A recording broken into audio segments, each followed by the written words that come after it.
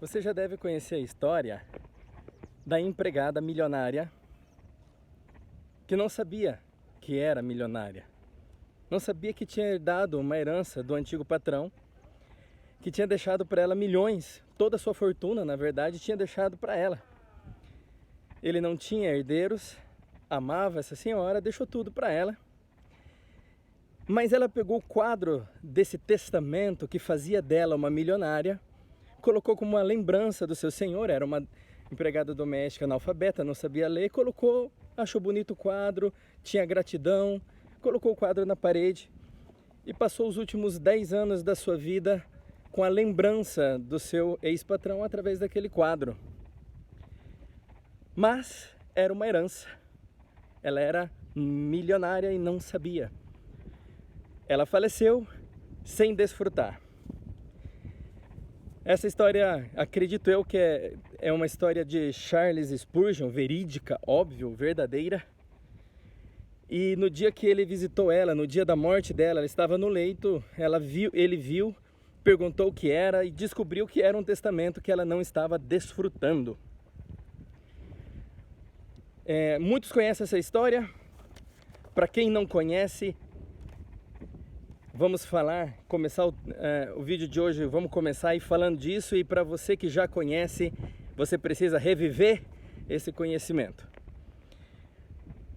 Quais são as promessas de Deus para você? Coisas que são suas, mas que você não desfruta, não acredita ser digno de desfrutar, não se posiciona como quem é. Deus, através da graça, quando você assume que não merece, mas não rejeita o presente, entende que você foi adotado como filho. Se você foi adotado como filho, tudo que é do seu pai é seu. Existe alguma coisa que não pertença ao nosso pai? Tudo que é do seu pai é seu.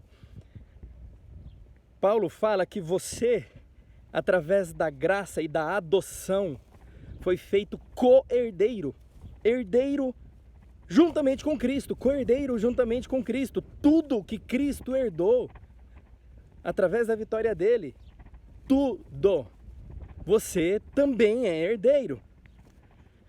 E com falhas ou sem falhas, com limitações ou não, um dia seu corpo vai desfalecer, você vai para uma nova realidade. Nessa nova realidade, você vai desfrutar. Já está conquistado. Mas eu quero te convidar a começar a trazer essa realidade que já é sua, eterna, conquistada para todo sempre, começar a trazer para essa realidade de agora. Começa a trazer para essa esfera terrena essa realidade eterna, de que você é filho do rei. Mas eu quero falar um pouco sobre essas heranças que não desfrutamos. Muitos de nós não desfrutamos porque o herdeiro, enquanto ainda é imaturo, ele não se difere de um escravo. Ele não desfruta da herança. Tem administradores que administram a herança até o dia da maturidade do filho. Vamos começar a falar sobre nossa mente. Eu quero usar Josué, a mente de Josué e a mente de Moisés. Dois grandes líderes. Mas eu quero colocar os dois em comparação e mostrar como existem algumas limitações na nossa mente que nem nos permite crer que podemos desfrutar.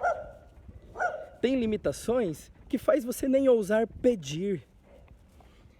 Deus falou para Josué que Deus agiria. Deus falou para ele: eu vou agir contigo da mesma forma que agi com Moisés.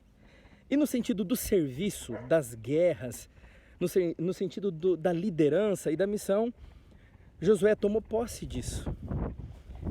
Josué abriu um rio como Moisés abriu o mar. E Josué foi além. Josué orou e todos os luminares foram interrompidos. Interrompidos por mais de meio-dia. Os céus pararam, toda a estrutura criada por Deus foi pausada por causa de Josué. Ele realmente começou a desfrutar e Deus agiu para com Josué da mesma forma que agiu para com Moisés. Porém, Moisés viu a glória de Deus. Em que momento Moisés viu a glória de Deus? Moisés viu em alguns momentos em que Moisés estava lá, indo orar, clamando acerca do povo, dos problemas a serem resolvidos. Nesse meio, no meio das orações, Moisés mudava o tópico do assunto. E ele olhava para Deus e falava: Deus, eu quero te ver. Não tinha nada a ver com o assunto inicial, resolver os problemas da missão. Josué não fez essa oração. Josué não ousou ir além da missão. No sentido da missão, ele foi um grande servo, esplêndido, creu no poder do seu Deus e desfrutou. Mas no sentido de intimidade, ele não ousou pedir algumas coisas que Moisés pediu. E Deus já tinha prometido que ele seria como foi com Moisés. E a parte de Deus, Deus cumpriu. Mas nunca Josué pediu: deixa eu te ver. Moisés pediu. Por quê? Moisés pediu e Josué não. Vamos analisar um pouco da mente, do histórico desses dois grandes líderes. Josué cresceu num ambiente de escravos. A figura de autoridade, que era o faraó, o grande rei, o grande imperador, era amedrontadora, era poder quase que ilimitado. E ele viveu no meio de escravos. Olha Moisés, qual foi a diferença de Moisés? Moisés cresceu dentro do palácio. A figura do grande faraó algumas vezes se tornou humana para ele. Será que ele não viu faraó soltando pum? Será que ele não viu faraó dando gargalhadas ou em algum momento revelando fraqueza humana? Dúvida.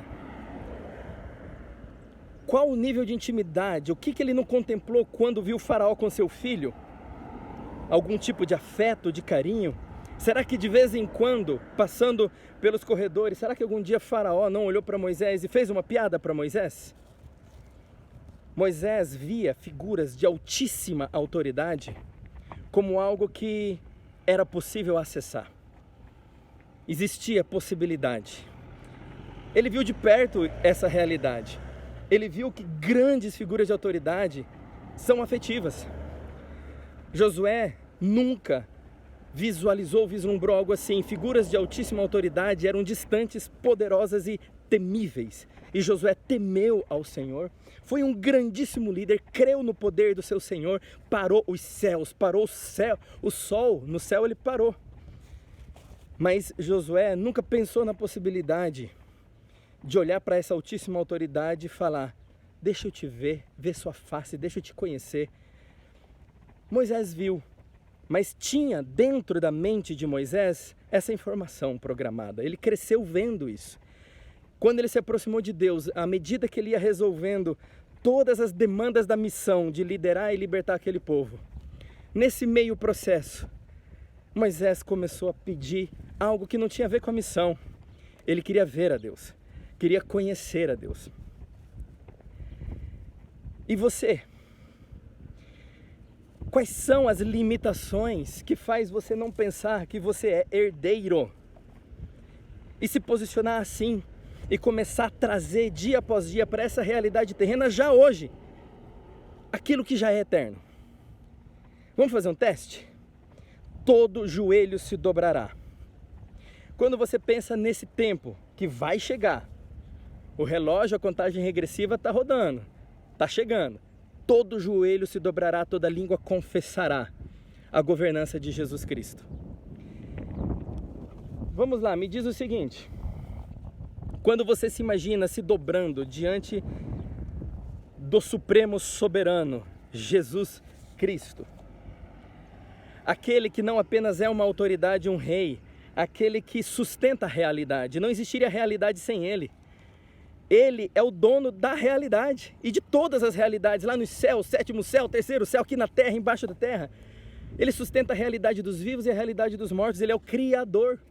Ele sustenta tudo. Os átomos, prótons, nêutrons não se dissipam, ficam rodando por um magnetismo que é ele próprio. Ele sustenta e segura toda a liga da criação. E Ele é seu pai. Imagina ter esse pai. Se Ele é seu pai, esse DNA está em você. Você pode alterar a realidade e andar sobre as águas. Eu posso. É um processo de conquista para trazer isso para a nossa identidade. Mas quando você se imagina prostrado, no momento que todo o joelho vai se dobrar, você se imagina como um servo distante do grande rei, só reconhecendo a autoridade dele? Vamos esperar o caminhão. Passou. Você se imagina como um servo distante, reconhecendo a grandeza do seu Senhor como Josué? Ou você se imagina próximo, como um filho do rei, no colo, vendo, também prostrado, mas ao mesmo tempo que é prostrado, ao mesmo tempo herdeiro desse rei, olhando para ele e falando: é meu papai, eu sou dele, ele é meu, tudo que é dele também é meu, ele já se deu por mim, já me deu todas as coisas, eu sou herdeiro, co-herdeiro com Cristo, tudo que é de Cristo, o rei, o dono da realidade, também é meu. Você se imagina um filho no colo, herdeiro, prostrado, ou se imagina um servo distante? Quantas limitações estão programadas na sua mente? Você é Josué ou Moisés? Está disponível. E nessa de estar disponível, eu quero falar sobre mais um detalhe desse Moisés que ousou não apenas seguir uma missão e cumprir uma missão. Um Moisés que ousou falar: deixa eu te ver, eu quero você, não apenas a missão que você me deu, quero mais. Olha que interessante. Moisés viu Deus, viu a glória de Deus, viu Deus pelas costas, viu a glória de Deus, ficou ao todo 80 dias no monte, no meio da nuvem de glória. Olha que interessante, no final da vida de Moisés, a palavra fala que Moisés, aos 120 anos, no tempo de morrer, o seu vigor não tinha acabado, não tinha abatido o seu vigor, e os seus olhos não tinham escurecido. Veja o final da vida de Josué, um grande líder que cria no seu Senhor, mas que não viu a glória de Deus como Moisés viu. Ele terminou aos 110 dias como um homem normal. Foi assim com Davi, cheio de dias, cansado, velho. Mas Moisés, mesmo tendo 120 anos, Deus falou algo peculiar para Moisés. Que mesmo aos 120 anos, ele não era como um homem cheio de dias, velho, cansado. Moisés não tinha abatido o seu vigor e os seus olhos não tinham se apagado. Mas também, olha o que ele estava contemplando: a glória de Deus. Vamos ver sobre os seres que adoram a Deus lá no céu? Aqueles seres que contemplam o arco-íris, os trovões e os relâmpagos, o terror da glória e da grandeza de Deus. Eles estão lá contemplando e falando: santo, santo, santo. Lá em Apocalipse, o que fala desses seres? Que eles são cheios de olhos, visão. Moisés acabou absorvendo isso. Visão, seus olhos não se apagaram, não se cansaram. Esses seres veem a glória de Deus e são cheios de olhos.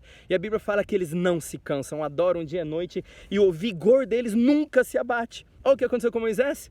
Aos 120 anos, o vigor dele não tinha se abatido. Não experimentou nem mesmo a naturalidade da velhice. Ele absorveu a característica daqueles que contemplam.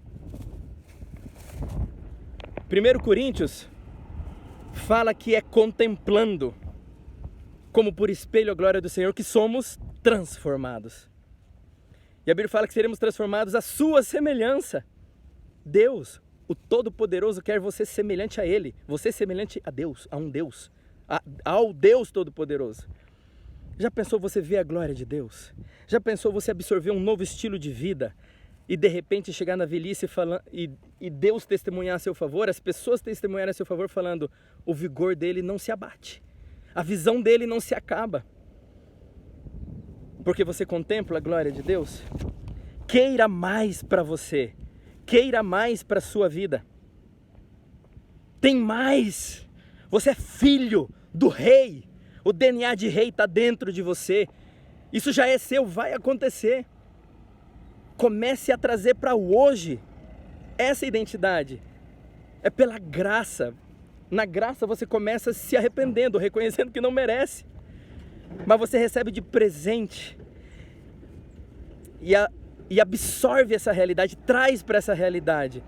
Quantas promessas estão na sua parede só como um descrito do que você tem direito na graça? Quantas coisas pertencem a você? Você vai ser como a doméstica que era milionária e não desfrutou de toda a sua herança? Você vai ser como Josué, um servo que crê e cumpre a missão? Ou você vai além de Josué como Moisés e começa a programar sua mente diferente? Falou, comece a ousar, eu sou o rei, filho do rei, eu quero mais do meu pai. Comece a entrar com confiança na presença de Deus. Confiança não em você, na graça, é a graça que te fez isso. Confia na graça e comece a querer mais. Tem mais. Eu vou sugerir para você, à medida que você acompanha os posts, vai no Instagram, aqui no Instagram, eu vou estar postando fotos de leões e de leõezinhos com esses leões. É você, diante do rei, o leão pai. Comece a crer, comece a ir além, comece a programar, veja essas fotos todos os dias. Comece a deixar a sua mente a ter novos padrões. Que Deus te abençoe. Queira a Deus. E mais um detalhe, eu gosto de falar, né? Mais um detalhe. Cântico dos Cânticos de Salomão. A mulher virtuosa era extraordinária, mas aquela que hoje, pela maior parte dos teólogos, se entende que a figura da igreja é a mulher de Cantares. É a paixão.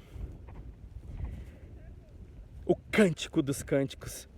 Você já pensou que o criador dessa realidade, aquele que criou o seu DNA e a sua existência, o dono de todas as coisas, te chama para algo tão poderoso que somente Cântico dos Cânticos poderia talvez descrever o nível de paixão, de amor forte como a morte? Ame ao Senhor com todo o seu coração. Reprograma sua mente, porque aqueles que transformam a sua mente, renovam a sua mente, é necessário isso para experimentar a boa, perfeita e agradável vontade de Deus. Está aqui uma dica para você começar a transformar a sua mente. Comece a ver essas fotos de leões e leõezinhos. Veja, estou aqui publicando todo dia no Instagram. Comece a trazer para sua mente essa informação que é espiritual e eterna e que já é sua. Que Deus te abençoe.